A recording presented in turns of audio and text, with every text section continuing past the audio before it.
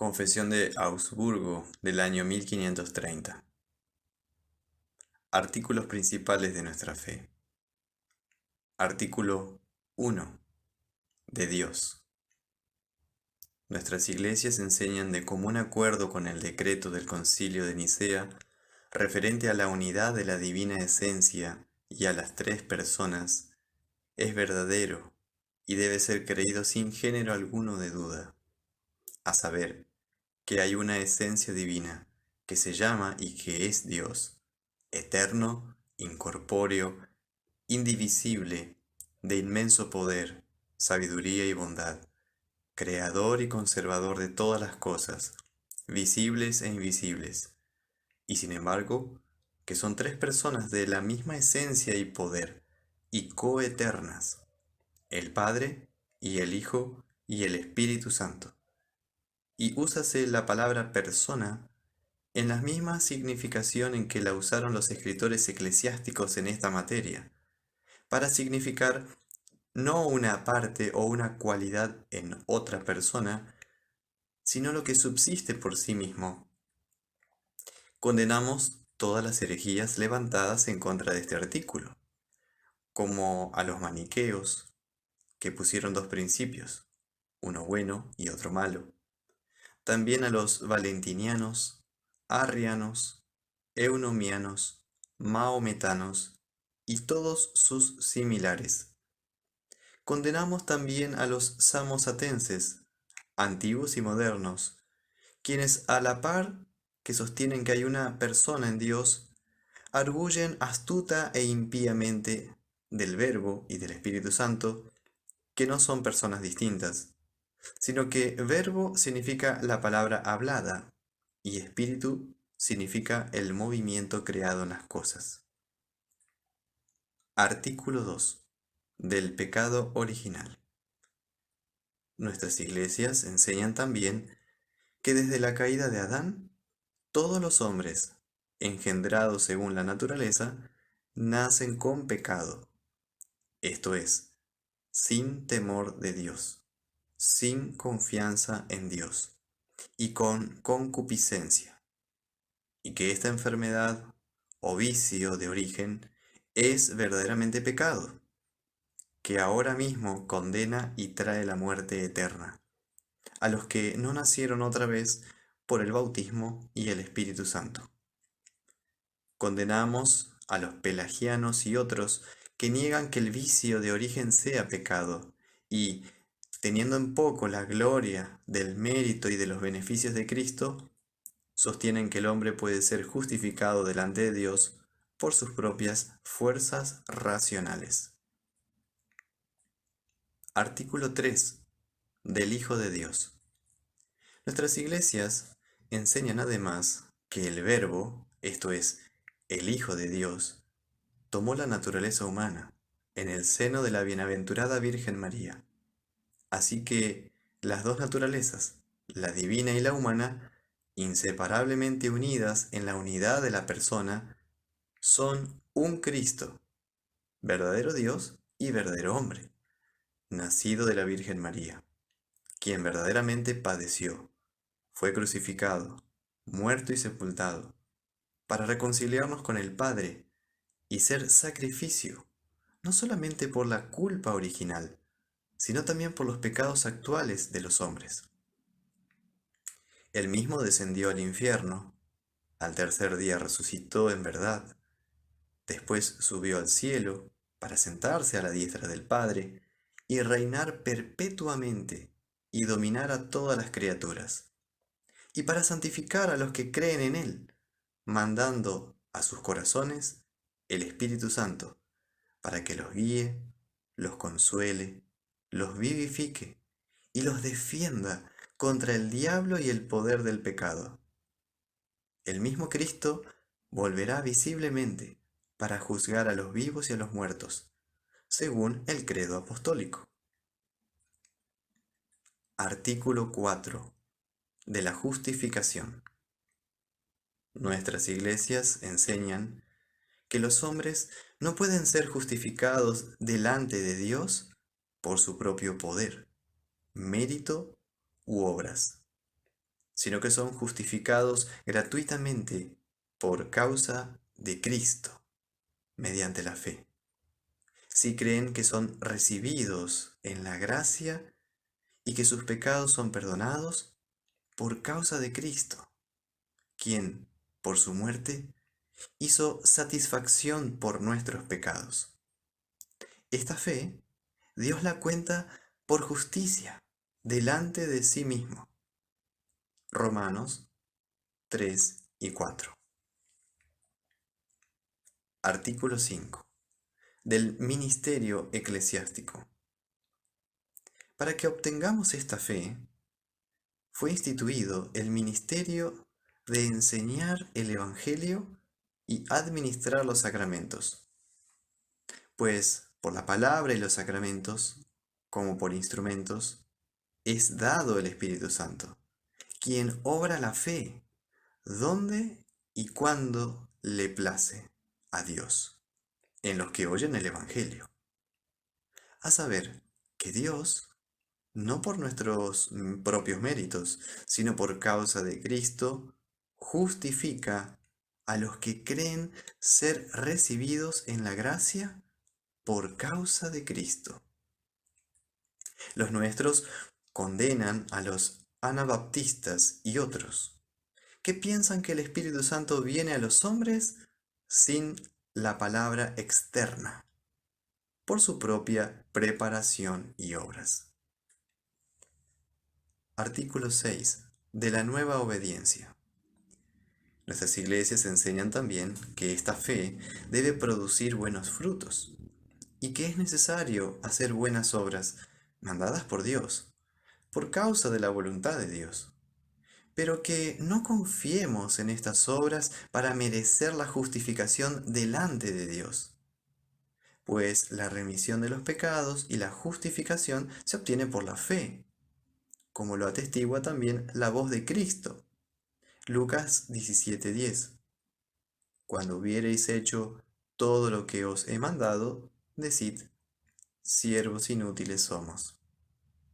Lo mismo enseñan también los antiguos escritores eclesiásticos, pues Ambrosio dice, esto fue establecido por Dios, que el que cree en Cristo será salvo, sin obras, por la fe sola, recibiendo la remisión de los pecados gratuitamente.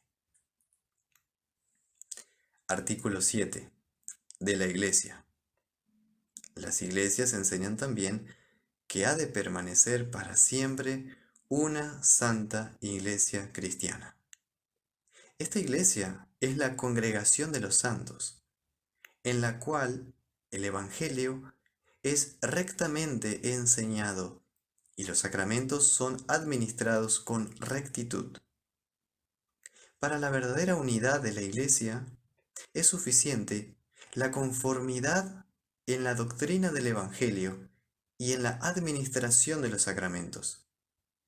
Y no es necesario que en todas partes sean iguales las tradiciones humanas, a saber, los ritos o las ceremonias instituidas por hombres, como dice Pablo a los Efesios, capítulo 4, versículos 5 y 6.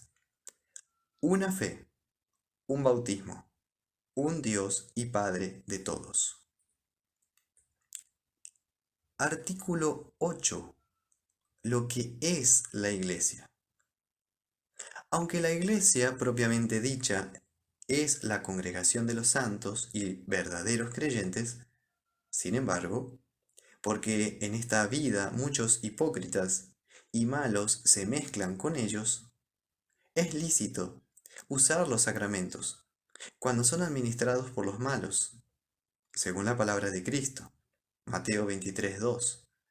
Sobre la cátedra de Moisés se sientan los escribas y fariseos.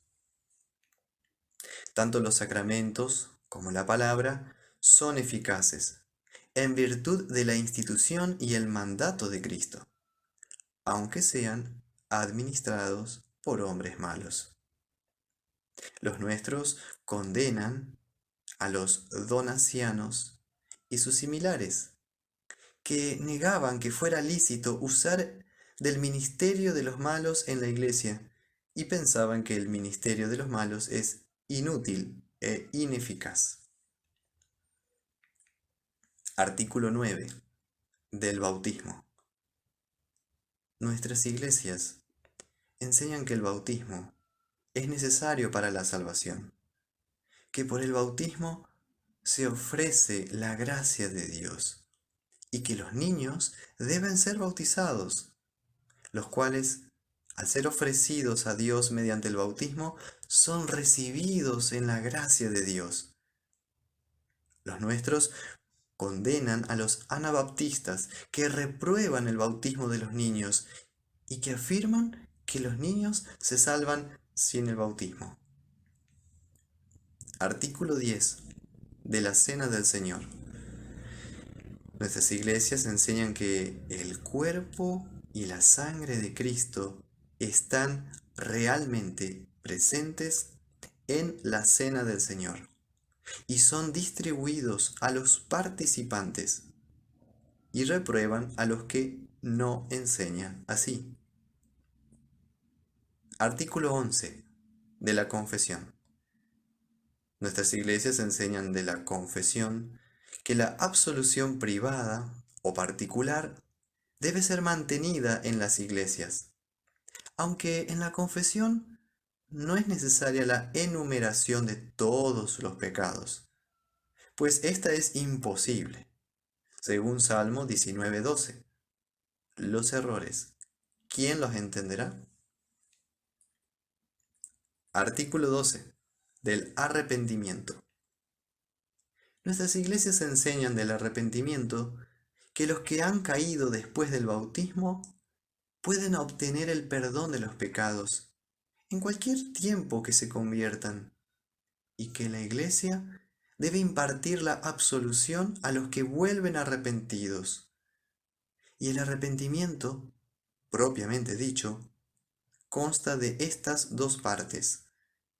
Una es la contrición o los terrores que atormentan la conciencia, una vez conocido el pecado.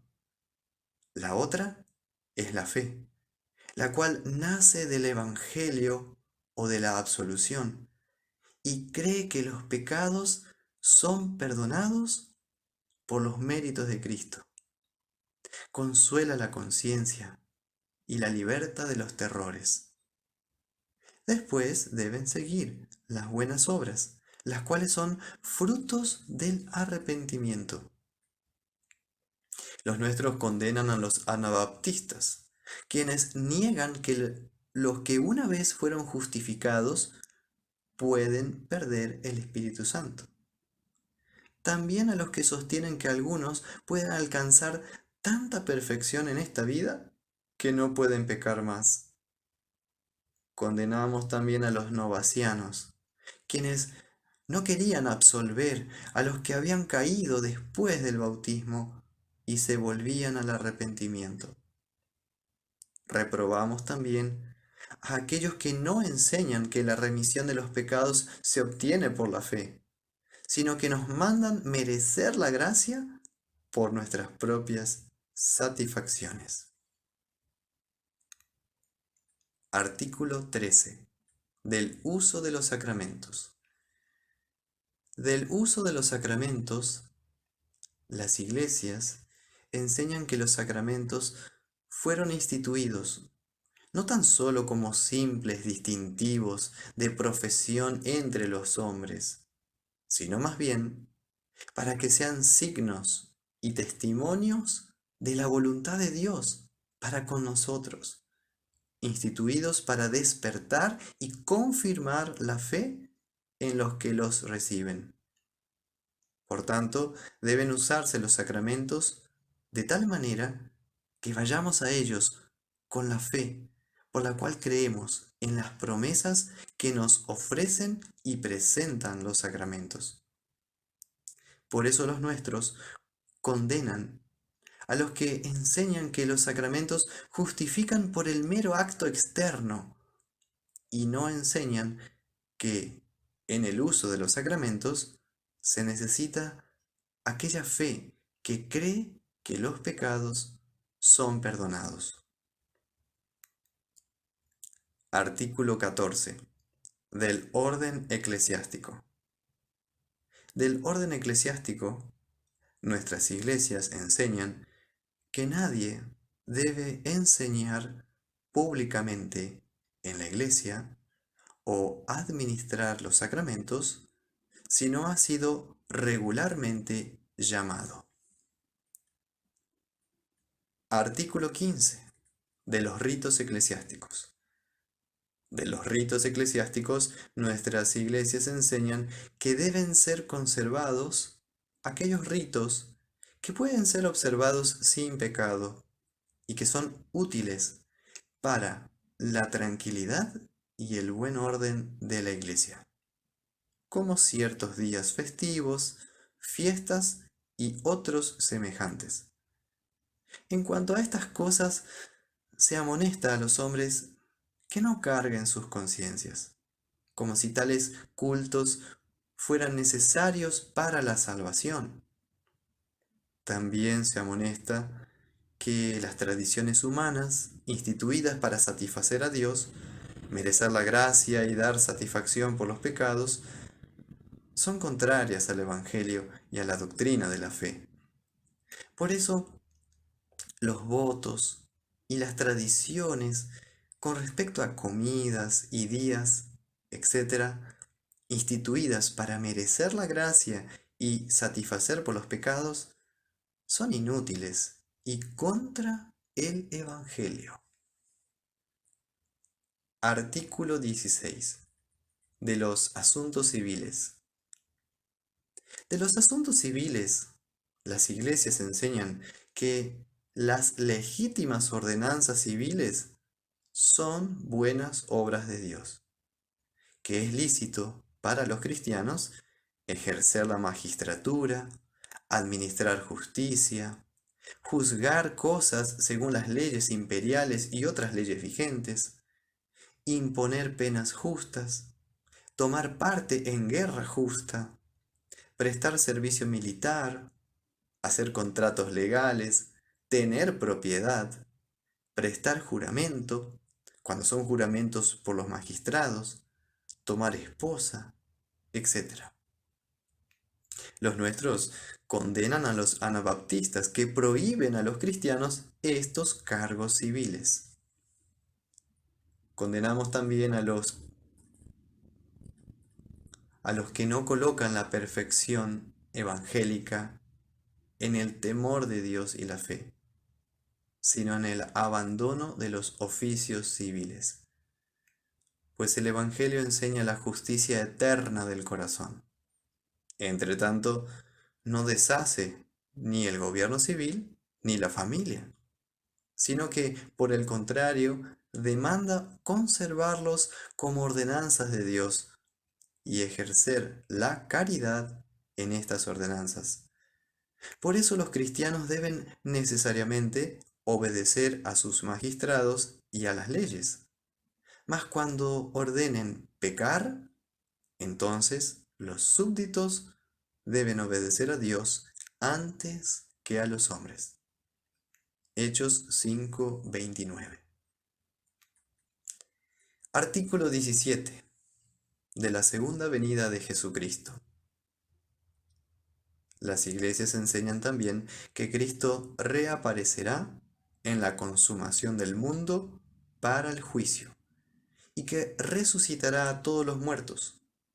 A los píos y electos dará la vida eterna y gozo perpetuo, pero condenará a los hombres impíos y a los diablos para ser atormentados eternamente.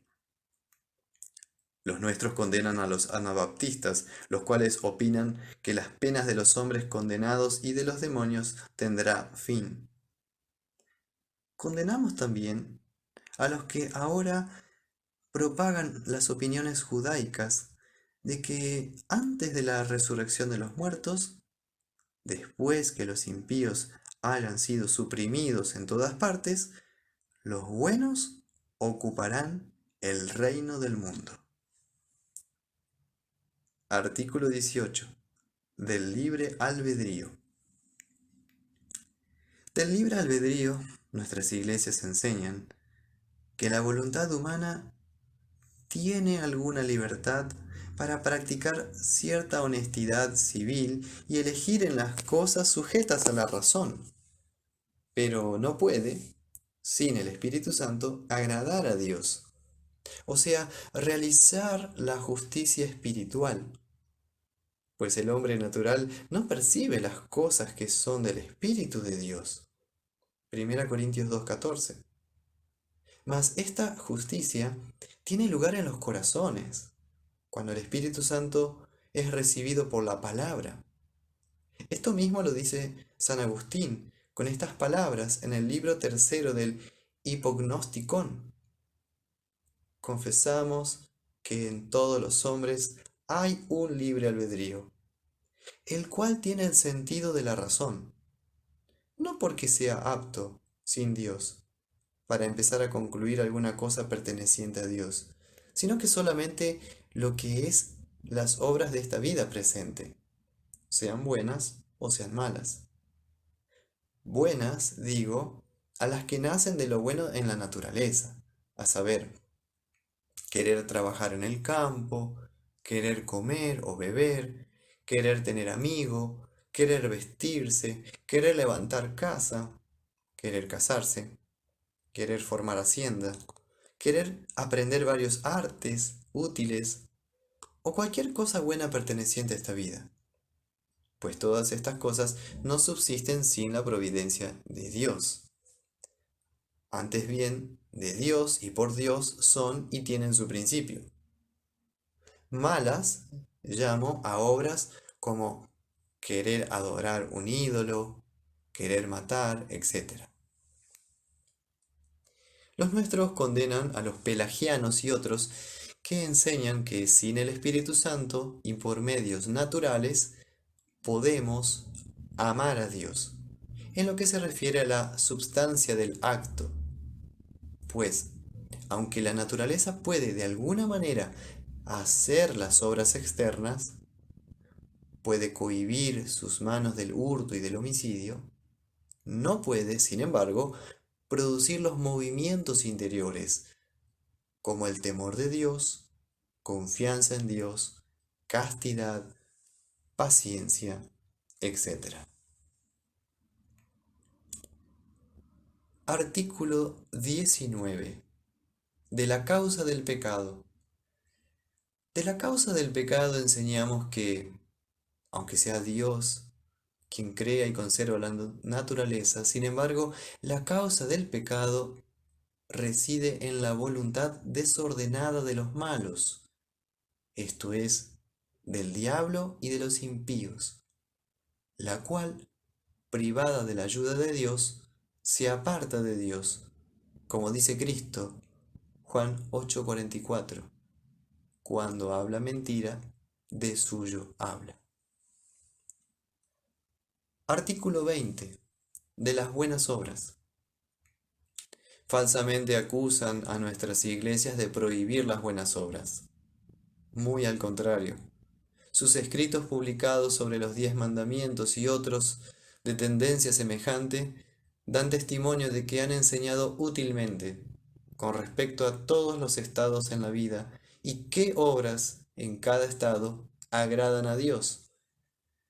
De estas cosas los predicadores de antaño enseñaban muy poco, urgiendo solamente las obras pueriles e innecesarias, como ciertas fiestas, ayunos especiales, el culto de los santos, rezar el rosario, el monacato y cosas semejantes. Habiendo sido advertidos, nuestros adversarios han dejado esas cosas ahora y ya no predican tales obras inútiles como lo hacían antes. Comienzan además a mencionar la fe, con respecto a la cual antes guardaban un silencio extraño. No enseñan ahora que somos justificados por la fe sola, sino que unen las obras a la fe, diciendo que somos justificados por la fe y las obras.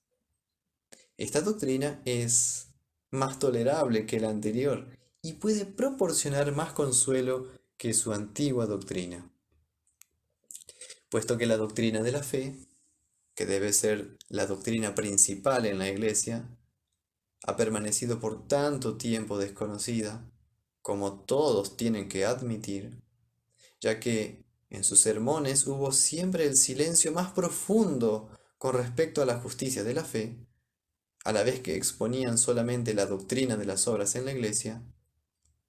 Los nuestros enseñaron en las iglesias lo siguiente con relación a la fe.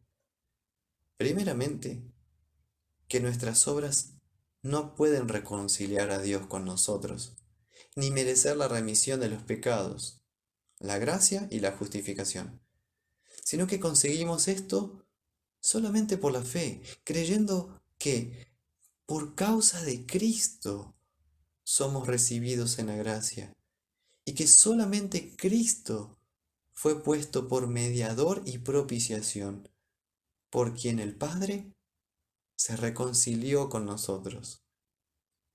Cualquier, pues, que confía merecer la gracia por las obras, desprecia el mérito y la gracia de Cristo, y busca el camino hacia Dios fuera de Cristo y por las fuerzas humanas, contra lo que Cristo dijo de sí mismo: yo soy el camino, la verdad y la vida. Juan 14:6. Esta doctrina de la fe es enseñada por todas partes por San Pablo. A los Efesios 2:8 escribe él: por gracia sois salvos, por la fe. Y esto no de vosotros, pues es don de Dios, no por las obras. Para que nadie diga astutamente que nosotros hemos inventado una nueva interpretación de Pablo, toda esta materia tiene en su favor los testimonios de los padres. Agustín, en muchos volúmenes, defiende la gracia y la justicia de la fe contra los méritos de las obras. De la misma manera enseña Ambrosio en su obra De Vocatio Gentium y en otras partes.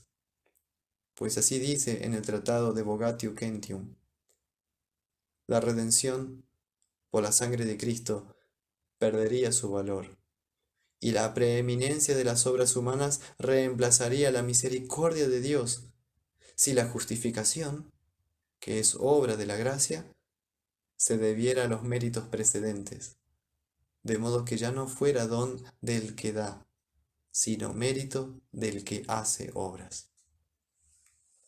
Aunque esta doctrina sea despreciada por los que no han sido puestos a prueba, sin embargo, las conciencias tímidas y perturbadas saben, por experiencia, que produce el mayor consuelo, pues las conciencias no pueden ser tranquilizadas por ninguna obra, sino solamente por la fe, al persuadirse con seguridad de que por causa de Cristo están reconciliadas con Dios. Como enseña San Pablo a los Romanos 5:1, justificados pues por la fe, tenemos paz para con Dios. Toda esta doctrina hace referencia a la lucha de la conciencia intranquila, y fuera de esta lucha no tiene explicación. Por tanto, juzgan mal de esta materia los hombres sin experiencia y profanos que sueñan que la justicia cristiana no es más que la justicia civil y filosófica. Antes, las conciencias fueron atormentadas con la doctrina de las obras y no oyeron el consuelo del Evangelio. La conciencia ahuyentó a algunos al desierto, al monasterio, con la esperanza de merecer allá la gracia por su vida monástica. Otros concibieron obras diversas para merecer la gracia y hacer satisfacción por los pecados. Por tanto, es sumamente necesario presentar y renovar esta doctrina de la fe en Cristo, a fin de que las conciencias atormentadas no queden sin consuelo, sino que sepan que obtenemos la gracia y la remisión de los pecados y la justificación por la fe en Cristo. Se advierte también a los hombres que aquí la palabra fe no significa solamente el conocimiento histórico, que tienen los impíos y los diablos, sino que indica aquella fe que cree no solamente la historia, sino también el efecto de la historia. Es decir, este artículo, remisión de los pecados. O sea, que por Cristo tenemos la gracia, la justicia y la remisión de los pecados. Ahora, el que sabe que por Cristo tiene un Padre propicio, éste conoce verdaderamente a Dios. Sabe que Dios cuida de él, invoca a Dios. En suma, no está sin Dios como los gentiles, pues los diablos y los impíos no pueden creer este artículo de la remisión de los pecados. Por esto aborrecen a Dios como enemigo, no le invocan ni esperan nada bueno de él. Agustín también amonesta a sus lectores con respecto a la palabra fe y enseña que en las Escrituras la palabra fe no significa el conocimiento, tal como existen los impíos, sino la confianza que consuela y alienta al espíritu aterrorizado. Los nuestros enseñan además que es necesario hacer buenas obras, no porque confiemos merecer la gracia por ellas, sino porque es la voluntad de Dios. Solamente por la fe se obtiene remisión de los pecados, y esto gratuitamente. Y como por la fe se recibe el Espíritu Santo, también los corazones son renovados y dotados de nuevos afectos para poder producir buenas obras. Así dice Ambrosio, la fe es la madre de la buena voluntad y de las buenas acciones. Pues las fuerzas humanas, sin el Espíritu Santo, están llenas de afectos impíos y son demasiado débiles para poder hacer buenas obras delante de Dios. Además, están bajo el poder del diablo, el cual impele a los hombres a diversos pecados, a opiniones impías, a delitos manifiestos. Eso puede verse en los filósofos, los cuales, aunque intentaron vivir honestamente, no pudieron lograrlo, sino que se mancharon con muchos delitos manifiestos. Tal es la debilidad del hombre, cuando no tiene fe sin el Espíritu Santo, y se gobierna solo por las fuerzas humanas. De aquí se deduce fácilmente que esta doctrina, lejos de merecer la acusación de que prohíbe las buenas obras, más bien debe ser ensalzada, porque señala cómo podemos hacer las buenas obras. Pues sin la fe, la naturaleza humana no puede de manera alguna hacer las obras, ni del primer ni del segundo mandamiento. Sin la fe, no invoca a Dios, nada espera de Dios, no lleva la cruz, sino que busca apoyos humanos y en ellos confía. Así que, cuando no existe la fe y la confianza en Dios, reinan en el corazón todas las concupiscencias e inclinaciones humanas. Por esto dijo Cristo, Juan 15:5, separados de mí, nada podéis hacer. Y la iglesia canta, sin tu poder divino, nada hay en el hombre, nada inocente. Artículo 21. Del culto de los santos. Del culto de los santos, nuestras iglesias enseñan que puede proponérsenos la memoria de los santos, para que imitemos su fe y las buenas obras según nuestra vocación. Como el emperador puede imitar el ejemplo de David, haciendo la guerra para echar a los turcos del país, pues ambos son reyes. Pero las escrituras no enseñan la invocación de los santos o implorar auxilio de ellos, pues nos proponen a solo Cristo como mediador, propiciador, pontífice e intercesor. Él debe ser invocado y ha prometido oír nuestras oraciones y aprueba sobre todo este culto, a saber, que Él sea invocado en todas aflicciones. Primera Juan 2, 1, 2.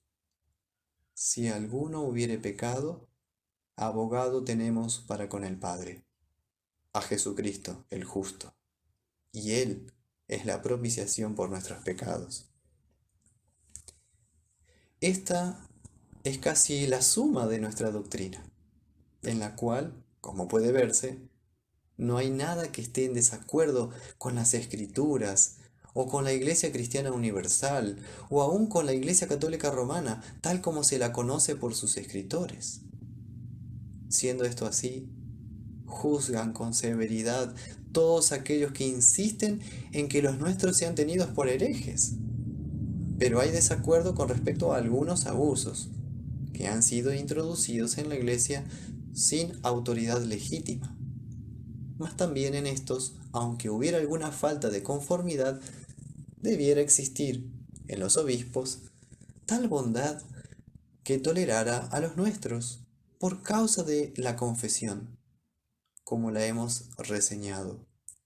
Porque ni aun los cánones son tan rígidos que exijan los mismos ritos en todas partes, ni jamás los ritos han sido iguales en todas las iglesias, aunque es cierto que entre nosotros los antiguos ritos se observan diligentemente en gran parte. Es, pues, una imputación calumniosa y falsa que todas las ceremonias, todas las instituciones antiguas hayan sido abolidas en nuestras iglesias. Mas era queja pública que en los ritos ordinarios se habían introducido algunos abusos. No pudiendo ser estos aprobados en buena conciencia, son en partes corregidos. Artículos sobre abusos que han sido corregidos.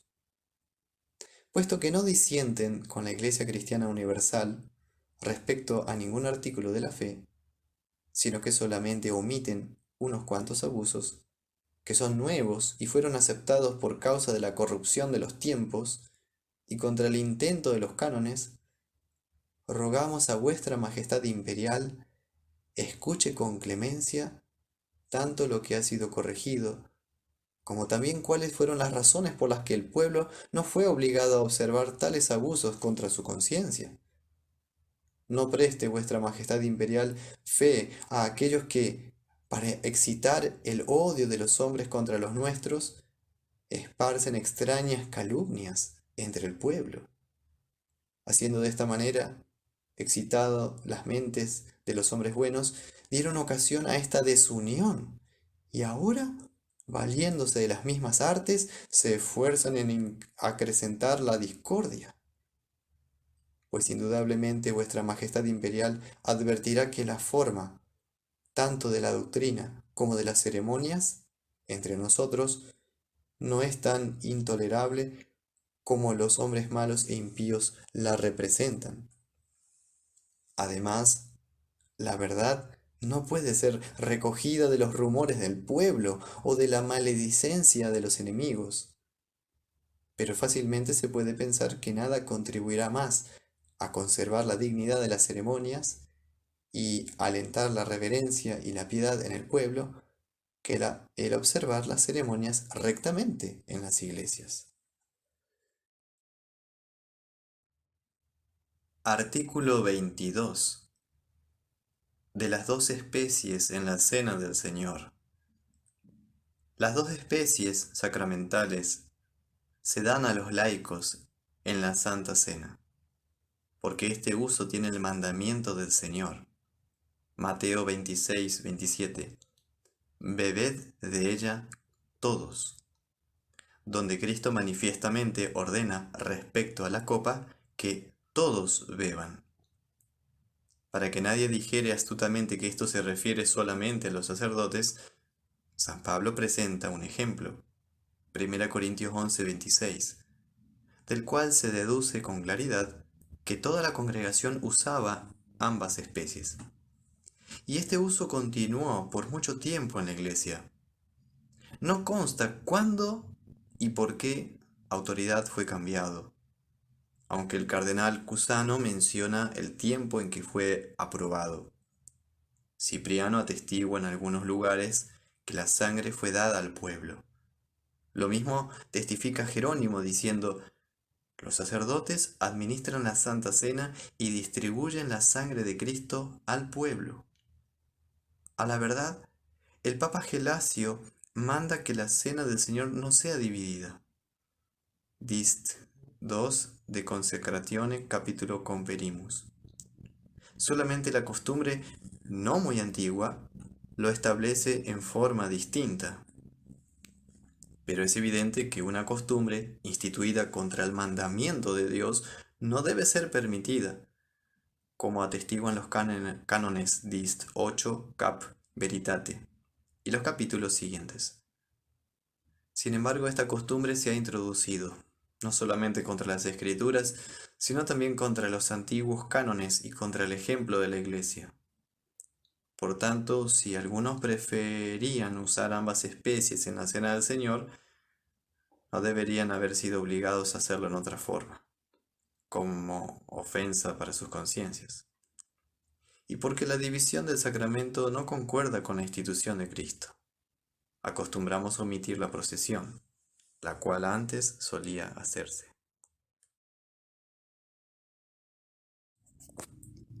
Artículo 23 del matrimonio de los sacerdotes. Había pública queja con respecto a los ejemplos de los sacerdotes que no vivían castamente.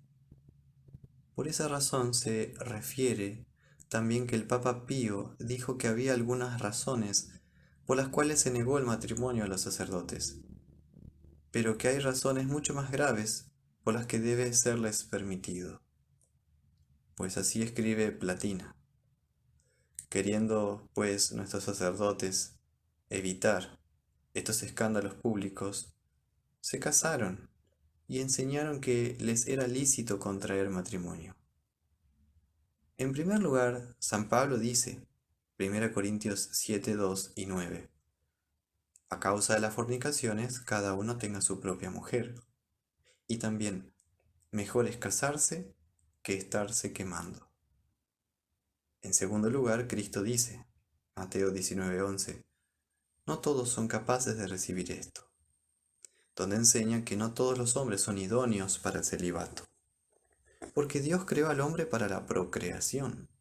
Génesis 1:28. No está en la mano del hombre cambiar este orden de la creación, sin un don singular y por la obra de Dios. Es evidente también, y muchos lo han confesado, que de esta práctica no ha resultado una vida buena, honesta y casta, y una conducta cristiana, sincera y honrada, sino que más bien muchos experimentaron hasta su muerte una terrible inquietud y tormento en sus conciencias. Consta también que en la iglesia antigua los sacerdotes fueron hombres casados, pues San Pablo dice, 1 Timoteo 3:2, que ha de ser elegido obispo el que sea marido de una mujer. Y en Alemania, hace 400 años, que por primera vez los sacerdotes fueron llevados al celibato por la fuerza. Ellos se resistieron tanto que el arzobispo de Maguncia, a punto ya de publicar el edicto del pontífice romano sobre esta materia, casi fue muerto en el tumulto por los sacerdotes encolerizados. Y esta decisión papal se cumplió con tanto rigor que no solo fueron prohibidos los matrimonios futuros, sino que fueron separados con violencia los ya existentes, contra todo derecho, divino y humano, y contra los mismos cánones, hechos no por los pontífices, sino por los más célebres sínodos. Además, muchas personas piadosas e inteligentes colocadas en altas posiciones han expresado frecuentemente su convicción de que el celibato impuesto por la fuerza y el privar a los hombres del matrimonio que Dios mismo ha instituido y librado para ellos, nunca produjo buenos resultados, sino que ha acarreado muchos vicios graves y perniciosos y mucha iniquidad. Y porque, a la par que el mundo se envejece, la naturaleza humana se debilita paulatinamente. Conviene vigilar para que no penetren otros vicios más en Alemania. Además, Dios instituyó el matrimonio para que fuese un remedio contra la flaqueza humana. Y los mismos cánones dicen que el antiguo rigor debe ser suavizado a veces en estos últimos tiempos, por causa de la debilidad de los hombres, y sería de desear que así se procediera también en este asunto. Y puede temerse que algún día faltarán pastores en las iglesias si se prohíbe el matrimonio en adelante. Pero, aunque está en todo su vigor el mandamiento de Dios, a pesar de que es conocida la costumbre de la iglesia, mientras el impuro celibato causa muchos escándalos, adulterios y otros crímenes dignos del castigo de rectos magistrados, es a la vez cosa de pasmarse que en ningún asunto se ejerza tanta crueldad como contra el matrimonio de los sacerdotes. Dios mandó honrar el matrimonio. Las leyes de todas las naciones bien constituidas, hasta entre los gentiles, le tributan grandes honores.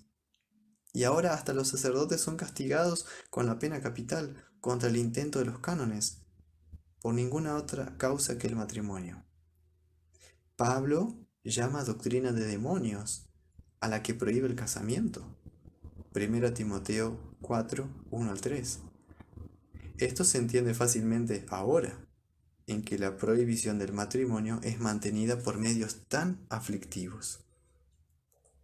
Pero, como ninguna ley humana puede anular el mandamiento de Dios, así tampoco ningún voto puede anularlo. Por tanto, también Cipriano aconseja que se casen las mujeres que no conservan la castidad prometida.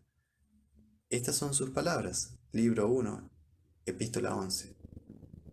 Pero si no pueden, o si no quieren perseverar, mejor es que se casen que caer al fuego por sus propias concupiscencias. Seguramente no deben escandalizar a sus hermanos y hermanas. Hasta los mismos cánones son equitativos para con aquellos que hicieron votos antes de haber llegado a una edad conveniente, como generalmente sucedió en el pasado. Artículo 24. De la misa. Acúsase falsamente a nuestras iglesias de haber abolido la misa, puesto que la misa es retenida entre nosotros y celebrada con la mayor reverencia, y casi todas las ceremonias usuales son conservadas, salvo que en algunas partes se entremezclan entre las canciones latinas algunas alemanas, las cuales han sido añadidas para enseñar al pueblo. Porque para una sola cosa son necesarias las ceremonias, para que enseñen a los menos instruidos lo que deben saber de Cristo. Y no solo Pablo mandó usar en la iglesia una lengua conocida por el pueblo, 1 Corintios 14, 2 y 9, sino que también fue establecido así por el derecho humano. El pueblo acostumbra a comulgar todos juntos, cuando algunos están preparados. Y esto también aumenta la reverencia y la devoción en las ceremonias públicas, pues no se admite ninguno que no haya sido examinado antes. El pueblo también es amonestado sobre la dignidad y el uso de la cena del Señor, y sobre el gran consuelo que trae a las conciencias perturbadas, para que aprendan a creer en Dios y esperar y pedir de Dios todo lo bueno. Aquí se les instruye también respecto de otras falsas doctrinas acerca de la Santa Cena. Este culto place a Dios. Este uso de la cena del Señor aumenta la piedad hacia Dios. Por tanto, no aparece que la misa es celebrada con mayor devoción entre nuestros adversarios que entre nosotros. Pero es evidente que desde hace tiempo ha habido una pública y muy grande queja de todos los hombres buenos sobre la torpe profanación que se ha hecho de las misas, valiéndose de ellas únicamente para lucrar. Todos conocen cuán difundido es este abuso en todas las iglesias. ¿Por qué clase de hombres se celebran misas? ¿Solamente para lograr gratificaciones o estipendios? ¿O cuántos las celebran contra las prohibiciones de los cánones? Pero Pablo amenaza gravemente a los que tratan indignamente la Santa Cena, cuando dice, 1 Corintios 11, 27, cualquiera que comiere este pan o bebiere esta copa del Señor indignamente, será culpado del cuerpo y de la sangre del Señor. Cuando, pues, nuestros sacerdotes fueron amonestados con respecto a este pecado, faltaron las misas privadas, porque apenas una que otra misa privada se celebraba si no era por causa del lucro. Tampoco los obispos ignoraban estos abusos, y si los hubiesen corregido a tiempo, ahora hubiera menos disensión. Antes, por su tolerancia, permitieron que muchos vicios se introdujeran en las iglesias. Ahora, cuando ya es muy tarde, empiezan a lamentarse de perturbación en la iglesia, aunque esta confusión fue ocasionada solamente por aquellos abusos, tan manifiestos que no pudieron ser tolerados más. Ha habido grandes disensiones sobre la misa, sobre el sacramento. ¿Acaso el mundo sufre apenas por la profanación continuada de la misa, la cual fue tolerada en las iglesias durante tantos siglos por los mismos hombres que pudieron y debieron enmendarla? Pues en el Decálogo, Éxodo 27, está escrito: no dará por inocente el Señor al que tomare su nombre en vano. Pero desde el principio del mundo, no se conoce que ninguna cosa divinamente instituida haya sido jamás tan vilmente aplicada al lucro como la misa. A esto se agregó una opinión que aumentó infinitamente las misas privadas, a saber, que Cristo, por su pasión, hizo satisfacción por el pecado original e instituyó la misa, en la cual se hiciera sacrificio por los pecados diarios, tanto por los mortales como por los veniales. De ahí se originó la opinión general de que la misa borra por los pecados de los vivos y de los muertos por la mera obra externa. Luego comenzaron a disputar si una misa, dicha a favor de muchos, valdría tanto como una misa dicha a favor de uno solo. Esta disputa produjo tal multitud infinita de misas. Por esta obra pretendían conseguir de Dios todo lo que necesitaban, y mientras tanto, la fe en Cristo y el verdadero culto divino eran olvidados. Los nuestros fueron advertidos que estas opiniones se apartan de las Sagradas Escrituras y aminoran la gloria de la pasión de Cristo, pues la pasión de Cristo fue oblación y satisfacción, no solamente por la culpa original, sino también por todos los demás pecados. Conforme está escrito, Hebreos 10:10, somos santificados mediante la ofrenda del cuerpo de Jesucristo, hecha una vez para siempre. También Hebreos 10:14, con una sola ofrenda hizo perfectos para siempre a los santificados. Es una innovación inaudita en la Iglesia, enseñar que Cristo por su muerte hizo satisfacción solamente por el pecado original y no al mismo tiempo por todos los pecados. Por eso, confiamos que todos comprenderán que este error no ha sido reprobado sin causa suficiente. Las Escrituras también enseñan que somos justificados delante de Dios por la fe en Cristo, cuando creemos que los pecados nos son perdonados por causa de Cristo. Ahora, si la misa quita los pecados de los vivos y de los muertos por la mera obra externa, la justificación viene de la obra de la misa y no de la fe. Esto no lo admiten las Escrituras. Pero Cristo nos manda: haced esto en memoria de mí. Lucas 22:19. Por tanto, la misa fue instituida para que la fe de aquellos que reciben la cena del Señor recuerde cuáles son los beneficios que recibe por Cristo y conforte y consuele la conciencia perturbada. Pues recordar a Cristo quiere decir recordar sus beneficios y creer que en verdad están a disposición de nosotros. Y no basta con solo recordar la historia, pues también los judíos y los impíos pueden recordarla.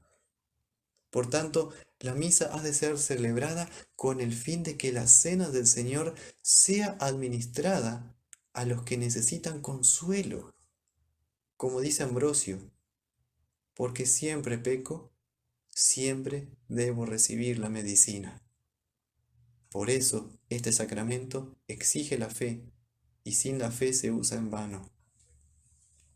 Siendo pues la misa tal administración del sacramento, se celebra entre nosotros una misa común todos los días de fiesta, y también en otros días, si algunos desean la Santa Cena. Entonces el sacramento se administra a los que lo piden.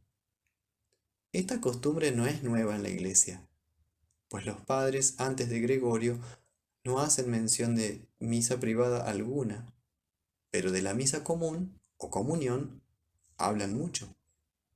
Crisóstomo dice, el sacerdote está en el altar diariamente. A algunos invita a la comunión y a otros se la impide. Se deduce de los antiguos cánones que uno solo celebraba la misa, de cuyas manos recibían el cuerpo del Señor los otros presbíteros y diáconos. Pues así dice las palabras del canon niceno. Según su orden, después de los presbíteros, reciban los diáconos la santa comunión del obispo o del presbítero. Y Pablo mandó respecto a la comunión, 1 Corintios 11:33, que los unos esperen a los otros, para que haya participación común.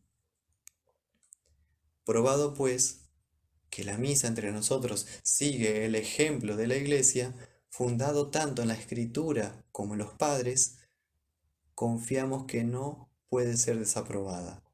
Máxime cuando en gran parte se conservan ceremonias públicas similares a las que antes se usaron. Solamente no es igual el número de misas, el cual, por causa de grandes y manifiestos abusos, convendría ciertamente que fuera reducido. Pues antes la misa no se celebraba diariamente, ni aun en las iglesias más visitadas, como testifica la historia tripartita, libro 9, capítulo 38. Pero al contrario, en Alejandría, el miércoles y el viernes las escrituras son leídas, los doctores las interpretan, y se hace todo menos el solemne rito de la comunión. Artículo 25. De la confesión. La confesión en las iglesias no está abolida entre nosotros, pues no acostumbramos dar el cuerpo de Cristo sino a los que antes han sido examinados y absueltos. El pueblo es instruido muy diligentemente con respecto a la fe en la absolución, sobre la cual hubo un profundo silencio antes de este tiempo. Nuestra Grey es instruida para que estime la absolución, porque esa es la voz de Dios, pronunciada por mandato divino. El poder de las llaves se propone en su hermosura y se hace presente cuán gran consuelo lleva a las conciencias perturbadas. También que Dios requiere la fe para creer en la absolución, como en una voz que se escucha del cielo, y que tal fe en Cristo verdaderamente obtiene y recibe la remisión de los pecados. Antes, las satisfacciones fueron exaltadas inmoderadamente, mas no se hizo mención alguna de la fe, del mérito de Cristo y de la justicia de la fe. Por tanto, con respecto a esta cuestión, nuestras iglesias no deben ser inculpadas de modo alguno, pues también los mismos adversarios deben concedernos que la doctrina del arrepentimiento ha sido muy diligentemente tratada y explicada por los nuestros. Pero acerca de la confesión, enseñamos que la enumeración de los pecados no es necesaria, y que no se carguen las conciencias con la ansiedad de enumerar todos los pecados. Como dice el Salmo 19:12, los errores, ¿quién los entenderá? También Jeremías 17:9, engañoso es el corazón más que todas las cosas y perverso. Pero si no fueran perdonados todos los pecados y solamente aquellos que fuesen enumerados, las conciencias nunca podrían aquietarse, pues muchísimos pecados ni se ven, ni se pueden recordar. También los antiguos escritores aseveran que la enumeración no es necesaria, pues en los decretos se cita a Crisóstomo, quien dice así: no te digo que te expongas en público, ni que te acuses delante de otros, mas quiero que obedezcas al profeta, quien dice: encomienda al Señor tu camino. Salmo 37:5. Por tanto, confiesa tus pecados delante de Dios, el verdadero juez, con oración. Pronuncia tus errores, no con la lengua, sino con la memoria de tu conciencia, etc. Y la glosa de penitencia, distinción 3, capítulo Consideret, admite que la confesión es por derecho humano, no mandada por las Escrituras, sino ordenada por la Iglesia. No obstante, se retiene la confesión entre nosotros tanto por el beneficio muy grande de la absolución, como por sus demás utilidades para las conciencias. Artículo 26. De la división por las comidas. Ha sido creencia general, no solo del pueblo, sino también de los maestros en la Iglesia, que la división respecto a las comidas y otras tradiciones humanas similares son obras útiles para merecer la gracia y para hacer satisfacción por los pecados. Que también el mundo pensaba así se desprende del hecho de que diariamente fueron instituidas nuevas ceremonias, nuevas órdenes, nuevas fiestas, nuevos ayunos, y los doctores en la iglesia exigieron estas obras como un culto necesario para merecer la gracia, y llenaron de terror las conciencias de la gente cuando omitían alguna de estas cosas. De esta persuasión, en materia de tradiciones, sobrevinieron muchos perjuicios a la iglesia. En primer lugar, ha sido oscurecida la doctrina de la gracia y de la justicia de la fe, la cual es la parte principal del Evangelio, y debe ser exaltada como la doctrina preeminente en la iglesia, a fin de que el mérito de Cristo sea bien conocido y la fe, que cree que los pecados son perdonados por causa de Cristo, sea exaltada muy por encima de las obras. Por eso también Pablo da la mayor importancia a este artículo, no dando importancia a la ley y las tradiciones humanas, a fin de mostrar que la justicia cristiana es algo más que las obras de este género, a saber, la fe que cree que los pecados son gratuitamente perdonados por causa de Cristo. Pero esta doctrina de Pablo ha sido casi totalmente ocultada por las tradiciones, las cuales han formado la opinión de que se debe merecer la gracia y la justicia por la distinción en comidas y cultos parecidos. Cuando se hablaba del arrepentimiento, ninguna mención se hizo de la fe. Solamente fueron propuestas estas obras satisfactorias.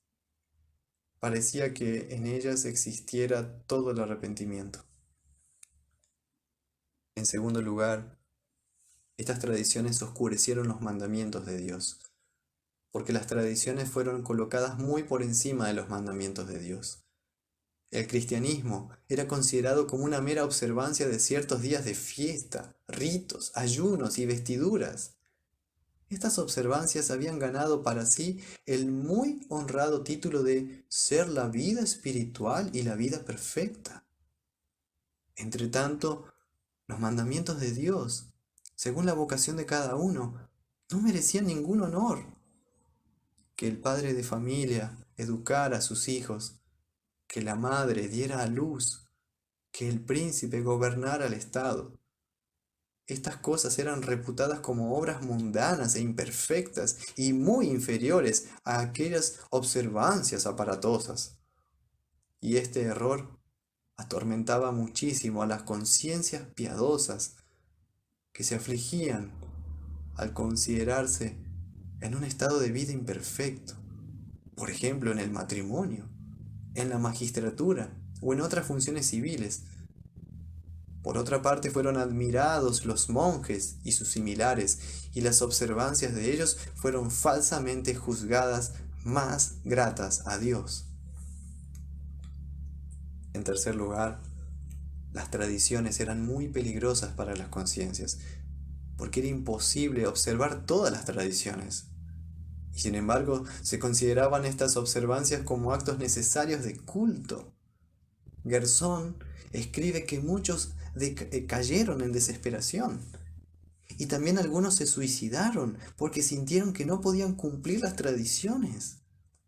Mientras tanto, no habían escuchado consolación alguna acerca de la justicia de la fe y acerca de la gracia. Vemos que los sumistas y teólogos juntan las tradiciones y buscan alguna moderación para aliviar la conciencia.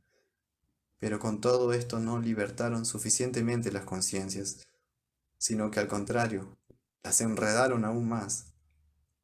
Las escuelas y los sermones estaban tan ocupados en dar tiempo a las tradiciones que no quedaba oportunidad para tocar las escrituras y buscar la doctrina más útil de la fe, de la cruz, de la esperanza, de la dignidad en los asuntos civiles, de la consolación de las conciencias penosamente tentadas.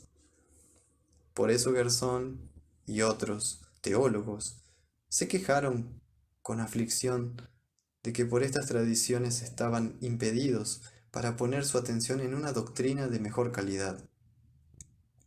También Agustín prohíbe que las conciencias de la gente sean cargadas con estas observancias y prudentemente amonesta a Januario que sepa que han de ser observadas como cosas indiferentes, pues estas son sus palabras. Por eso los nuestros no deben ser considerados como si hubiesen emprendido esta obra temerariamente, o por odio a los obispos, como algunos equivocadamente sospechan. Gran necesidad había de amonestar a las iglesias con respecto a estos errores que tienen su origen en las tradiciones mal entendidas. Pues el Evangelio nos obliga a insistir en las iglesias sobre la doctrina de la gracia y de la justicia por la fe, la cual, sin embargo, no puede ser entendida si los hombres piensan que merecen la gracia por observancias de su propia elección. Así pues, enseñaron que no podemos merecer la gracia o ser justificados por el cumplimiento de las tradiciones humanas. Por eso, no debemos pensar que tales observancias sean actos necesarios del culto. Añaden el testimonio de las Escrituras. Cristo defiende a los apóstoles. Mateo 15, 3 y 9. Que no habían observado la tradición usual, la cual evidentemente se refería a una cuestión que no era ilegal, sino indiferente, y tenía alguna relación con las purificaciones de la ley. Y dice, en vano me honran, enseñando como doctrinas mandamientos de hombres. Por tanto, él no exige un culto inútil. Un poco después añade, no lo que entra en la boca contamina al hombre. Mateo 15, 11. Y Colosenses 2, 16 y versículos 20 y 21 dice, nadie os juzgue en comida o en bebida, o en cuanto a días de fiesta, luna nueva o días de reposo. Y, pues, si habéis muerto con Cristo en cuanto a los rudimentos del mundo, ¿por qué, como si vivieseis en el mundo, os sometéis a preceptos tales como no manejes, ni gustes, ni aun toques? Hechos 15, 10 y 11 dice San Pedro, ¿por qué tentáis a Dios, poniendo sobre la cerviz de los discípulos un yugo que ni nuestros padres ni nosotros hemos podido llevar? Antes, creemos que por la gracia del Señor Jesús seremos salvos, de igual modo que ellos. Aquí San Pedro prohíbe cargar a las conciencias con muchos ritos, sean de Moisés, sean otros. En 1 Timoteo 4, 1 al 3, San Pablo denomina la prohibición de comidas doctrina de demonios, porque repugna al Evangelio instituir o hacer tales obras con el fin de que por ellas merezcamos la gracia, o como si el cristianismo no pudiera existir sin tal culto. Aquí los adversarios objetan que los nuestros prohíben la disciplina y la mortificación de la carne, como Joviniano. Pero en los escritos de nuestros teólogos se enseña todo lo contrario, pues siempre enseñaron con respecto a la cruz que corresponde a los cristianos sufrir las aflicciones. Esta es la verdadera, seria y genuina mortificación, a saber, ser ejercitado en varias aflicciones y ser crucificado con Cristo. Además, enseñan los nuestros que cualquier cristiano debe ejercitarse y sojuzgarse por una disciplina corporal o por ejercicios y trabajos corporales, de tal modo que ni la saciedad ni la ociosidad le tienten a pecar.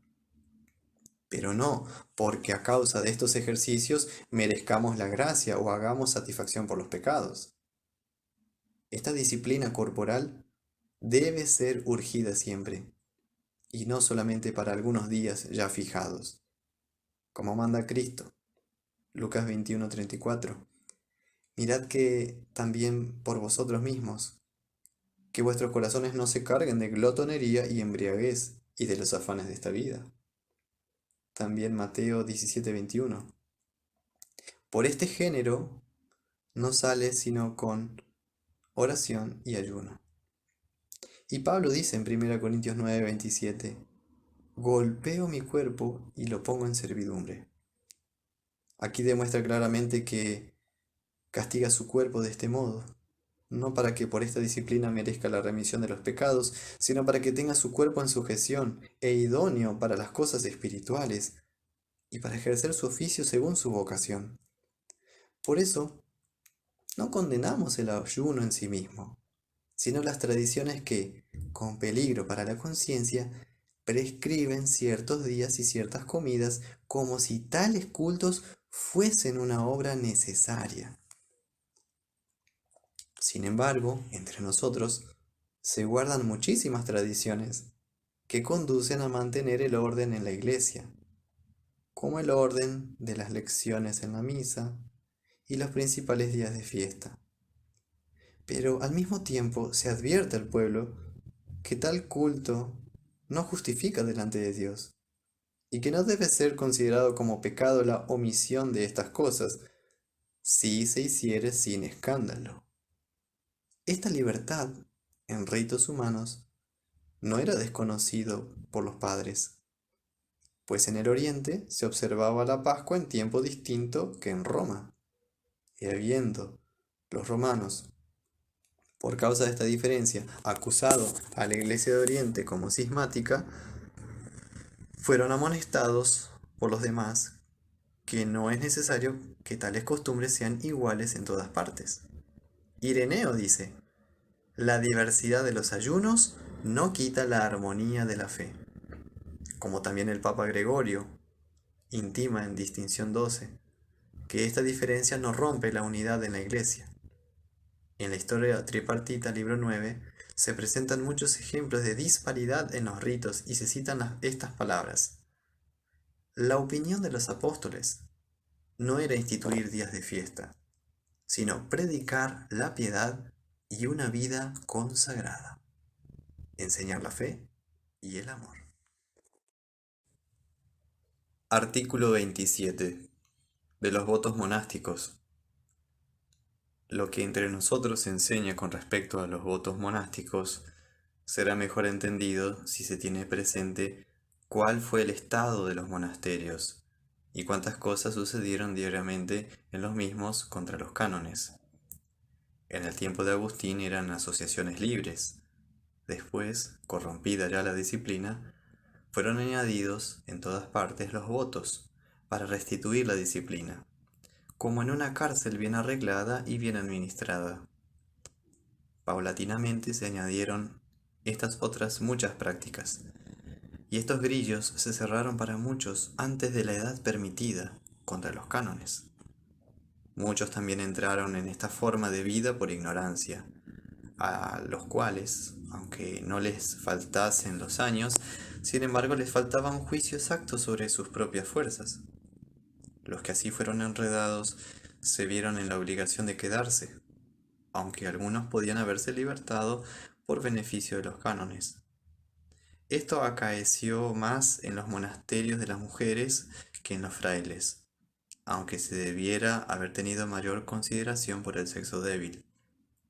Este rigor causó antes de hora el disgusto de muchos hombres buenos, quienes vieron que muchachas y adolescentes fueron metidos en los monasterios para procurar su manutención. Vieron las consecuencias desgraciadas que resultaban de este proceder, los escándalos que se originaban, las trabas que se impusieron a las conciencias. Sentían gran dolor al ver que la autoridad de los cánones era enteramente desconocida y despreciada en un asunto tan grave. A estos males se añadió tal persuasión con respecto a los votos que llegó en tiempos pasados, como es sabido, hasta causar el desagrado de aquellos monjes que tenían mayor juicio. Enseñaban que los votos monásticos eran equivalentes al bautismo. Enseñaban que con este género de vida ellos merecían la remisión de los pecados y la justificación delante de Dios. Añadían que la vida monástica no solamente merece la justicia delante de Dios, sino aún más, porque guarda no solamente los preceptos, sino también los llamados consejos evangélicos. De este modo persuadían a la gente que la profesión monástica era mucho mejor que el bautismo, que la vida monástica era más meritoria que la vida de los magistrados, la vida de los pastores y de los demás, que sin cultos ficticios sirven en su vocación, conforme a los mandamientos de Dios. Nada de eso puede ser negado, pues aparece en los propios libros de ellos. Además, una persona engañada en esta forma y entrada en el monasticismo aprende muy poco de Cristo. ¿Qué aconteció más tarde en los monasterios? Antaño eran escuelas de las Sagradas Escrituras y de otras disciplinas útiles a la Iglesia, de las cuales podrían salir los pastores y los obispos. Ahora son otra cosa, que no es necesario repetir, porque todos lo saben. Antes se congregaron para aprender. Ahora fingen que es una manera de vida instituida para merecer la gracia y la justicia. Hasta predican que es un estado de perfección y lo declaran mucho mejor que todos los demás géneros de vida, ordenados por Dios. Estas cosas las hemos repetido sin exageración odiosa, con el fin de que la doctrina de los nuestros en este punto pueda ser mejor entendida. En primer lugar, con respecto a los que contraen matrimonio, nosotros enseñamos que es lícito contraer matrimonio para todos aquellos que no son aptos para el celibato, porque los votos no pueden anular una ordenanza o un mandamiento de Dios. El mandamiento de Dios es este, 1 Corintios 7:2. A causa de las fornicaciones, cada uno tenga su propia mujer. Y no es solamente el matrimonio, sino también la creación y la ordenanza de Dios, que obliga al matrimonio a los que no son exceptuados por una obra singular de Dios. Según el texto, no es bueno que el hombre esté solo. Génesis 2:18. Por tanto, no pecan aquellos que obedecen este mandamiento y ordenanza de Dios. ¿Qué puede objetarse contra esto? Por mucho que alguno exagere la obligación del voto, sin embargo no podrá conseguir que el voto anule el mandamiento de Dios. Los cánones enseñan que en todo voto se mantiene la incólume derecho del superior, que los votos no obligan contra la decisión del Papa. Por tanto, mucho menos valen los votos contra los mandamientos de Dios. Ahora, si la obligación de los votos no pudiera ser mudada por ninguna razón, tampoco los pontífices romanos hubiesen podido conceder dispensas, pues no es lícito al hombre anular una obligación que es simplemente de derecho divino, pues los pontífices romanos juzgaron prudentemente que en esta obligación debe usarse la lenidad. Por eso se lee que a menudo han dispensado de los votos. Sabida es la historia del rey de Aragón, que fue sacado del monasterio, y también hay ejemplos de nuestro tiempo. En segundo lugar, ¿por qué exageraron los adversarios la obligación o el efecto del voto, y al mismo tiempo guardan silencio con respecto a la naturaleza misma del voto, que ha de ser hecho en una cosa posible y que ha de ser voluntario y hecho espontáneamente después de madura reflexión? Pero hasta donde alcance el poder humano para guardar castidad perpetua, esto no es desconocido. ¿Cuántos son los que han hecho los votos espontánea y consideradamente? Las doncellas y los adolescentes son convencidos y a veces compelidos a hacer los votos antes de que puedan formar juicio sobre ellos. Por tanto, no es justo insistir tan rigurosamente en la obligación, cuando todos conceden que es contra la naturaleza del voto hacerlo involuntaria e inconsideradamente. La mayoría de los cánones anulan los votos hechos antes de los 15 años, porque a esta edad no parece suficiente el discernimiento en una persona para resolverla sobre la vida entera.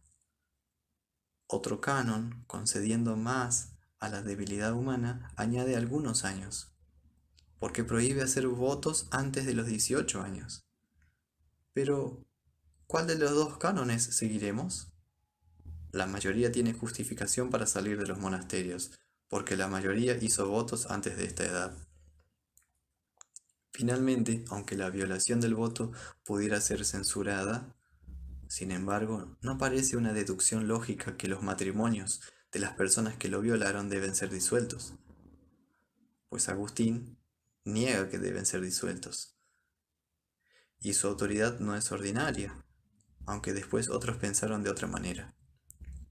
Pero aunque evidentemente el mandamiento de Dios con respecto al matrimonio liberta a muchos de sus votos, sin embargo los nuestros se fundan en otra razón de gran importancia para demostrar la invalidez de los votos. Porque todo culto religioso, instituido y elegido por los hombres sin mandamiento de Dios, para merecer la justificación y la gracia, es impío. Como dice Cristo, Mateo 15:9, pues en vano me honran, enseñando como doctrinas mandamientos de hombres. Pablo enseña en todas partes que la justicia no ha de ser buscada en nuestras prácticas materiales y en cultos ideados por los hombres, sino que viene por la fe, a los que creen, que son recibidos en la gracia de Dios por causa de Cristo. Pero consta que los frailes enseñaban que el espíritu de la religión inventado por ellos satisface por los pecados y merece la gracia y la justificación. ¿Qué significa esto? Sino disminuir la gloria de Cristo, oscurecer y negar la justicia de la fe. Por tanto, resulta que los votos comúnmente hechos eran cultos impíos y por eso inválidos, pues el voto impío hecho contra el mandamiento de Dios no es válido, porque el voto no debe ser un lazo de la iniquidad, como dice el canon. San Pablo dice, Gálatas 5:4, de Cristo os desligasteis, los que por la ley os justificáis, de la gracia habéis caído. Por tanto, también aquellos que quieren ser justificados por los votos son vacíos de Cristo y caen de la gracia. Pues también los que atribuyen la justificación a los votos, atribuyen a sus propias obras lo que propiamente pertenece a la gloria de Cristo. En verdad, no se puede negar que los frailes enseñaban que por sus votos y prácticas eran justificados y merecían la remisión de los pecados. No solamente esto, sino que inventaban absurdos todavía más grandes, diciendo que podían hacer partícipes de sus obras a otros. Si uno se inclinara a exagerar estas cosas con intenciones maliciosas, cuántas cosas pudiera acumular, de las cuales hasta los mismos frailes se avergüenzan ahora.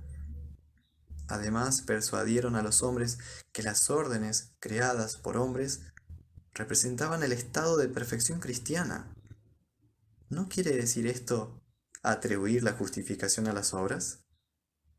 Es un grave escándalo en la Iglesia proponer a la gente, sin un mandamiento de Dios, un culto inventado por los hombres y enseñar que tal culto lo justifica.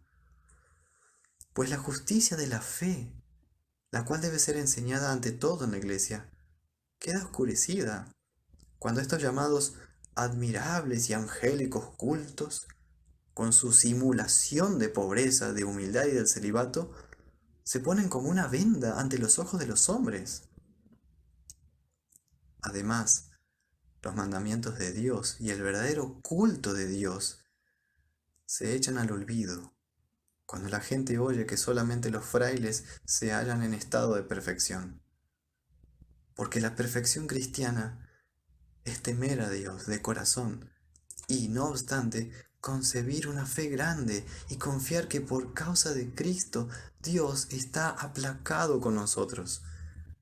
Pedir a Dios y con toda seguridad esperar su auxilio en todas las cosas que debemos hacer en nuestra vocación. Y entre tanto, hacer con diligencia buenas obras externas y servir en nuestra vocación. En estas cosas consiste la verdadera perfección y el verdadero culto a Dios. No consiste en el celibato, ni en la mendicidad, ni en un mal vestir. Pero el pueblo saca muchas opiniones perniciosas de los encomios falsos de la vida monástica. Oyen alabar el celibato desmesuradamente. Por eso viven en el matrimonio con detrimento de su conciencia.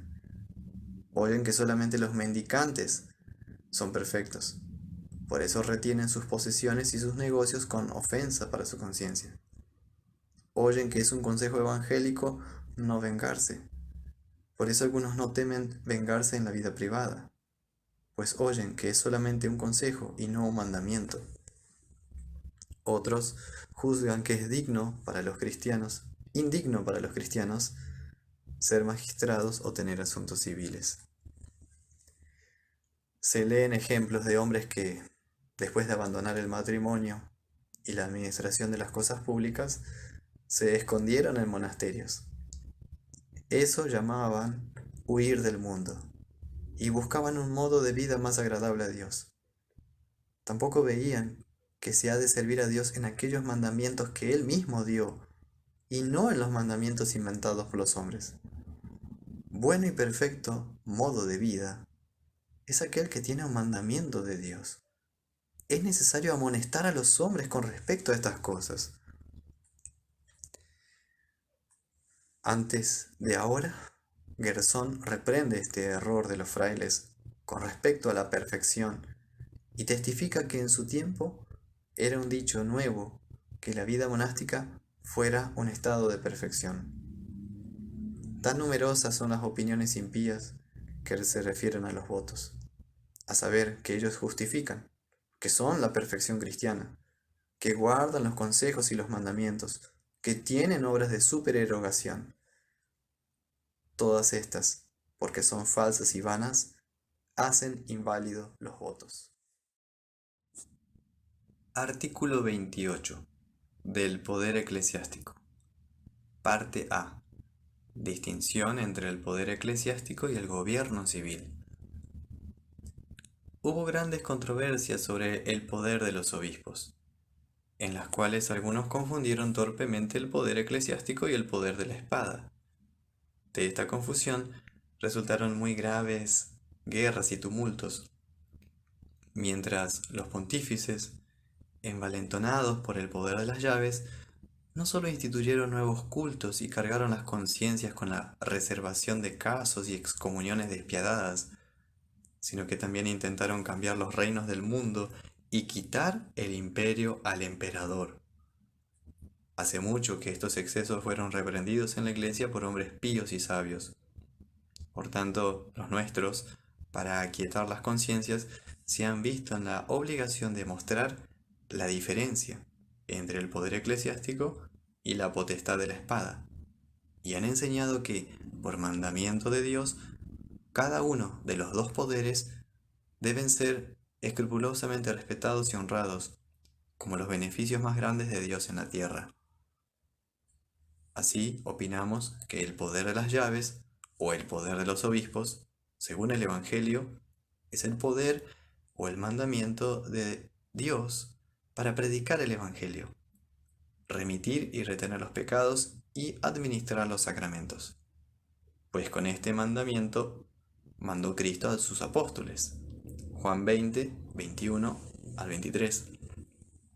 Como me envió el Padre, así también yo os envío. Recibid el Espíritu Santo. A quienes remitiereis los pecados les son remitidos, y a quienes se los retuviereis les son retenidos. Y Marcos 16:15. Id por todo el mundo y predicad el Evangelio a toda criatura. Este poder se ejerce solamente enseñando y predicando la palabra y administrando los sacramentos, según la propia vocación, bien en público o individualmente. Porque lo que se concede no son cosas corporales, sino cosas eternas. La justicia eternal, el Espíritu Santo, la vida eterna. Estas cosas no se producen, sino por el ministerio de la palabra y de los sacramentos. Como dice San Pablo, Romanos 1:16, el Evangelio es poder de Dios para salvación a todo aquel que cree. Por tanto, pues, porque el poder eclesiástico concede cosas eternas y es ejercido solamente por el ministerio de la palabra, no es obstáculo para el gobierno civil, como el arte de cantar no es jamás un obstáculo para la administración política.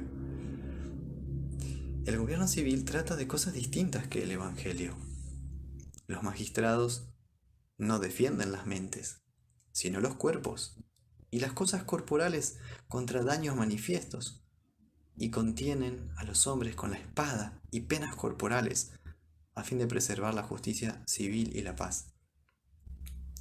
Por tanto, el poder eclesiástico y la potestad civil no deben ser confundidos. El poder eclesiástico tiene su misión particular de enseñar el Evangelio y administrar los sacramentos. Que no invada el oficio ajeno, que no cambie los reinos del mundo, que no abrogue las leyes de los magistrados, que no suprima la obediencia legítima, que no se atraviese en los juicios con respecto a ordenanzas o contratos civiles, que no imponga leyes a los magistrados con respecto a la forma de gobierno. Como dice Cristo, Juan 18:36, mi reino no es de este mundo. También Lucas 12:14, ¿quién me ha puesto sobre vosotros como juez o partidor? Pablo dice, Filipenses 3:20, nuestra ciudadanía está en los cielos. Y 2 Corintios 10:4, las armas de nuestra milicia no son carnales, sino poderosas en Dios para la destrucción de fortalezas. De esta manera, los nuestros distinguen entre las obligaciones de estos dos poderes y mandan que ambos sean honrados y reconocidos como don y favor de Dios. Si los obispos tienen alguna potestad de la espada, la tienen no como obispos por mandato del Evangelio, sino por derecho humano, conferida por los reyes y emperadores para la administración civil de sus bienes. Esta, empero, es función distinta de la del ministerio del Evangelio. Por tanto, cuando se trata de la jurisdicción de los obispos, la autoridad civil debe ser distinguida de la jurisdicción eclesiástica. Además, según el Evangelio, o como dicen, por derecho divino, ninguna jurisdicción pertenece a los obispos como obispos. Quiere decir, a quienes ha sido encomendado el ministerio de la palabra y sacramentos, sino la de perdonar pecados, examinar doctrina, rechazar las doctrinas que no son conformes al Evangelio, y excluir de la comunión de la Iglesia a los impíos cuya impiedad es manifiesta, y esto sin fuerza humana, simplemente por la palabra. En esto las iglesias necesariamente y por derecho divino deben obedecerles.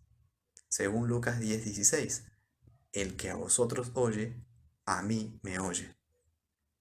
Pero cuando enseñan u ordenan algo contra el Evangelio, entonces las iglesias tienen un mandamiento de Dios que prohíbe la obediencia.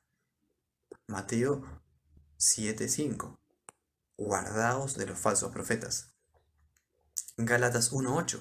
Si un ángel del cielo os anunciare otro evangelio diferente del que os hemos anunciado, sea anatema. 2 Corintios 13:8. Nada podemos contra la verdad, sino por la verdad.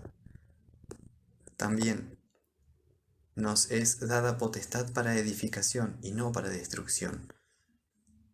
Así también lo mandan los cánones. Y Agustín dice, no debemos someternos a los obispos católicos si sucede que yerran u opinan cosas contra las escrituras canónicas de Dios. Si tienen alguna potestad o jurisdicción para juzgar en ciertos casos, como del matrimonio o de los diezmos, la tienen por derecho humano. En estas cosas, a falta de los jueces ordinarios, los príncipes están obligados, aun contra su voluntad, a administrar justicia a sus súbditos para el mantenimiento de la paz. Parte B. Acerca del alcance del poder de los obispos. Además de esto, se disputa si los obispos o pastores tienen el derecho de instituir ceremonias en la iglesia o de promulgar leyes con respecto a comidas, fiestas, grados de ministros u órdenes. Los que atribuyen tal poder a los obispos citan por testimonio Juan 16, 12 y 13. Aún tengo muchas cosas que deciros, pero ahora no las podéis sobrellevar. Pero cuando venga el Espíritu de verdad, Él os guiará a toda la verdad. Citan también el ejemplo de los apóstoles, Hechos 15:20, donde mandaron abstenerse de sangre y de lo sofocado. Citan el sábado, convertido en el día domingo, contra el decálogo, según dicen. Y no hay otro ejemplo que aprovechan más que la sustitución del sábado. Sostienen que la potestad de la Iglesia es la más grande por cuanto ha dispensado de un mandamiento del decálogo. Pero sobre esta cuestión, los nuestros enseñan que los obispos no tienen poder para establecer alguna cosa contra el Evangelio, como queda expuesto. Lo mismo enseñan los cánones. Además, es contra la Escritura establecer tradiciones y exigir su observación, para que por ella hagamos satisfacción por los pecados, o merezcamos gracia y justicia. Pues es una injuria para la gloria del mérito de Cristo el intento de merecer la justificación por tales observancias. Es además evidente que a causa de esta persuasión, en la Iglesia, las tradiciones se multiplicaron casi infinitamente, a la par que quedaba desconocida la doctrina de la fe y de la justicia de la fe. Pues gradualmente se fueron instituyendo muchas fiestas. Fueron decretados ayunos, nuevas ceremonias y nuevos honores a los santos, porque los autores de tales cosas pensaban que merecían la gracia por estas obras. En esta forma, en los tiempos pasados, los cánones penitenciales se multiplicaron, de los cuales vemos algunos vestigios en las satisfacciones. Los autores de las tradiciones obran también contra el mandamiento de Dios, cuando hacen consistir el pecado en comidas, en días y cosas semejantes, y cargan a la iglesia con la servidumbre de la ley, como si fuera necesario entre los cristianos un culto similar al levítico, para alcanzar la justificación, la disposición de cuál Dios hubiera encomendado a los apóstoles y obispos. Pues algunos de ellos escriben en modo tal y sus pontífices proceden de tal forma que parecen haber sido engañados por el ejemplo de la ley de Moisés. De ahí provienen tales obligaciones, como enseñan, por ejemplo, que es pecado mortal el trabajo manual en días de fiesta, aunque se haga sin mal ejemplo de otros, que es pecado mortal omitir las horas canónicas, que ciertas comidas manchan la conciencia, que los ayunos son obras que aplacan a Dios, que el pecado, en un caso reservado, no puede ser remitido sin la autoridad del que lo reservó, mientras que hasta los mismos cánones hablan no de la reservación de la culpa, sino de la reservación de la pena eclesiástica. ¿De dónde sacan los obispos el derecho de imponer estas tradiciones a las iglesias para enlazar las conciencias, sabiendo que Pedro, Hechos 15:14, prohíbe imponer yugo a los discípulos, mientras San Pablo dice, 2 Corintios 13:10, que la potestad le fue dada para edificación y no para destrucción? ¿Por qué, pues, multiplican los pecados por estas tradiciones? Pero existen testimonios claros que prohíben fabricar tales tradiciones para merecer la gracia, o afirmar que son necesarias para la salvación. Pablo dice, Colosenses 2:16 y 20 y 23, nadie os juzgue en comida o en bebida, o en cuanto a días de fiesta, luna nueva o días de reposo. Pues si habéis muerto con Cristo en cuanto a los rudimentos del mundo, ¿por qué, como si vivieseis en el mundo, os sometéis a preceptos tales como no manejes, ni gustes, ni aun toques, en conformidad a mandamiento y doctrinas de hombres, cosas que todas se destruyen con el uso? Tales cosas tienen a la verdad cierta reputación de sabiduría.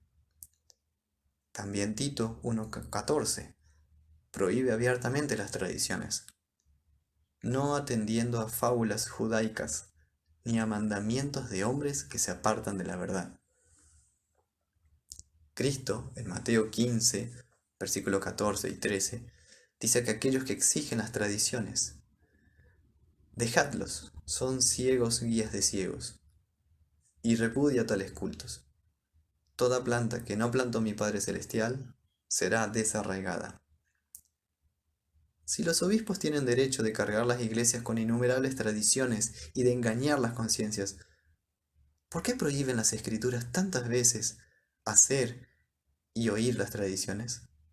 ¿Por qué las llaman doctrina de demonios? 1 Timoteo 4:1. ¿Amonestó en vano el Espíritu Santo con respecto a estas cosas? En vista de que las ordenanzas instituidas como necesarias y como medio de merecer la gracia son contrarias al Evangelio, resulta que no es permitido a los obispos instituir o exigir tales cultos, pues es necesario que la doctrina de la libertad cristiana sea preservada en las iglesias, a saber, de que la servidumbre de la ley no es necesaria para la justificación, como está escrito en Gálatas 5:1. No estéis otra vez sujetos al yugo de esclavitud. Necesario es que el artículo principal del Evangelio sea preservado, es decir, que conseguimos la gracia gratuitamente por la fe en Cristo y no por ciertas observancias o por cultos instituidos por hombres. Parte C. Preservación de la libertad cristiana.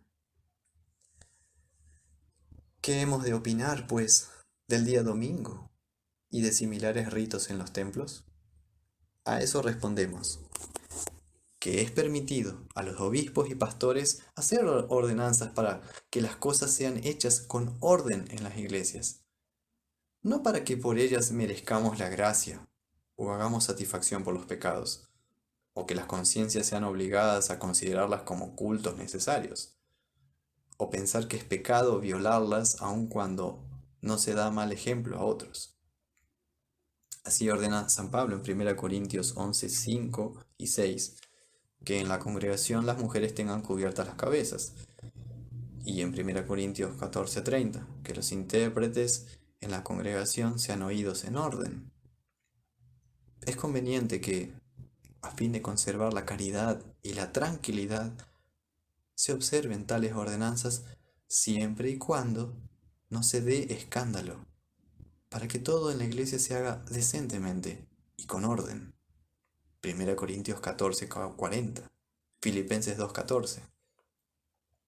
Pero de tal manera que las conciencias no se carguen con el pensamiento de que son necesarias para la salvación, o crean que cometen pecado cuando las violan, sin escándalo de los demás. Como nadie diría que peca una mujer que sale en público con la cabeza descubierta, con tal que esto no suceda con mal ejemplo. Tal es la observancia del Día del Señor, de la Pascua, de Pentecostés y similares fiestas y ritos, pues los que opinan que la observación del Día del Señor fue instituida por la autoridad de la Iglesia en lugar del sábado, como una observancia necesaria, yerran mucho. Las Escrituras abrogaron el sábado, porque enseñan que todas las ceremonias mosaicas pueden ser omitidas desde que fue revelado el Evangelio. Sin embargo, se puede creer que la necesidad de fijar un día determinado para que el pueblo supiera cuándo debía congregarse, movió a la Iglesia para designar el día del Señor, domingo, a este propósito. Y parece que esta designación se debe, ante todo, a la causa adicional de que los hombres tuvieran un ejemplo de libertad cristiana y supiesen que ni la observancia del sábado ni de algún otro día era necesaria. Se producen disputas enconadas sobre la mutación de la ley, las ceremonias de la ley, la sustitución del sábado, todas las cuales surgieron de la errónea creencia de que en la iglesia debe haber un culto parecido al levítico y que Cristo encomendó a los apóstoles y obispos idear nuevas ceremonias necesarias para la salvación. Estos errores se insinuaron en la iglesia cuando la justicia de la fe no era enseñada con claridad. Algunos sostienen que la observancia del Día del Señor, bien que no es de derecho divino, es casi de derecho divino. Respecto a las fiestas prescriben hasta dónde es lícito trabajar. ¿Qué son estas disputas, sino lazos de las conciencias? Porque, aunque intentan suavizar las tradiciones, sin embargo, esta mitigación nunca podrá ser real mientras persista la opinión sobre su necesidad, la cual necesariamente persistirá donde no se conocen la justicia de la fe y la libertad cristiana. Los apóstoles mandaron, Hechos 15:20, abstenerse de sangre. ¿Quién la observa ahora? No obstante, no pecan aquellos que no lo observan, pues ni los mismos apóstoles quisieron cargar las conciencias con tal servidumbre, sino que lo prohibieron por un tiempo para evitar escándalo. Pues en este decreto siempre hemos de considerar cuál es el fin del Evangelio. Apenas algunos cánones son mantenidos con exactitud, y diariamente muchos son olvidados, también entre aquellos que defienden las tradiciones diligentemente. Tampoco se puede tener cuidado de las conciencias si no se tiene la ecuanimidad que lleva a saber que los cánones son mantenidos sin tenerlos por necesarios, y que las conciencias no son lesionadas aunque las tradiciones sean olvidadas. Parte de llamado a restablecer la concordia. Pero fácilmente los obispos podrían retener la legítima obediencia del pueblo si no insistiesen en la observancia de las tradiciones que no pueden ser mantenidas en buena conciencia. Ahora imponen el celibato y no aceptan a ninguno si no jura que no enseñará la doctrina pura del Evangelio. Las iglesias no piden que los obispos restablezcan la concordia a costa de su honor, lo cual, sin embargo, sería conveniente que hiciera todo buen pastor. Solo piden que se eximan de cargas injustas, las que son nuevas y fueron establecidas contra la costumbre de la Iglesia Cristiana Universal. Quizá en su principio hubo razones en parte aceptables para algunas de estas ordenanzas. No obstante, no se adaptan a los tiempos posteriores. También está a la vista que algunas fueron adoptadas por error. Por eso sería digno de la clemencia de los pontífices suavizarlas ahora, porque este cambio no debilita la unidad de la Iglesia. pues muchas tradiciones humanas han sido modificadas con el tiempo, como lo demuestran los mismos cánones. Pero si fuera imposible conseguir la mitigación de aquellas observancias que no pueden ser guardadas sin pecado, entonces estamos obligados a seguir la regla apostólica, Hechos 15:29, que manda obedecer más a Dios que a los hombres. Pedro prohíbe a los obispos tener señorío y mandar en la iglesia. 1 Pedro 5:3. Ahora no tratamos de arrebatar el gobierno de los obispos, sino que únicamente pedimos que admitan enseñar el Evangelio en toda su pureza y que no obliguen al cumplimiento de algunas pocas observancias que no pueden ser guardadas sin pecado. Pero si no suavizan nada, ellos verán la cuenta que han de dar a Dios de que por su obstinación dieron motivo para el cisma. Conclusión. Estos son los principales artículos sobre los que parece haber controversia. Pues aunque pudiéramos hablar de otros abusos, sin embargo, para evitar la prolijidad, nos hemos concretado a los principales, por los que pueden ser fácilmente juzgados los demás. Grandes discusiones ha habido con respecto a las indulgencias, a las peregrinaciones, al abuso de la excomunión. Las parroquias fueron muy vejadas por los traficantes en indulgencias. Hubo innumerables disputas entre los pastores y los frailes por el derecho parroquial, sobre las confesiones, sobre enterramientos, sobre sermones extraordinarios y sobre otras innumerables cosas. Hemos pasado por alto estas disputas para que los principales puntos de esta materia, brevemente expuestos, puedan ser fácilmente conocidos. Nada ha sido dicho o aducido para contumelia de alguno. Solamente han sido detalladas aquellas cosas de las cuales nos parecía necesario hablar, para que se pudiera entender en qué doctrina y ceremonia nada ha sido aceptado entre nosotros contra las Escrituras o contra la Iglesia Cristiana Universal. Pues es manifiesto que nosotros hemos tenido cuidado de que ninguna doctrina nueva e impía se insinuase en nuestras iglesias. Conforme al edicto de vuestra Majestad Imperial, hemos querido presentar los artículos, arriba escritos, para manifestar nuestra confesión y dar a conocer la suma de la doctrina de nuestros doctores. Si hubiese en esta confesión algo que alguno deseara aclarar, estamos dispuestos a presentar una información más amplia conforme a las Escrituras, si Dios quiere. De vuestra Majestad Imperial, fieles súbditos, Juan, duque de Sajonia, elector, Jorge, margrave de Brandenburgo, Ernesto, duque de Luneburgo, Felipe, landgrave de Hesse, Juan Federico, duque de Sajonia, Francisco, duque de Luneburgo, Wolfgang, príncipe de Anhalt, el Senado y magistrado de Nuremberg y el Senado de Reutlingen.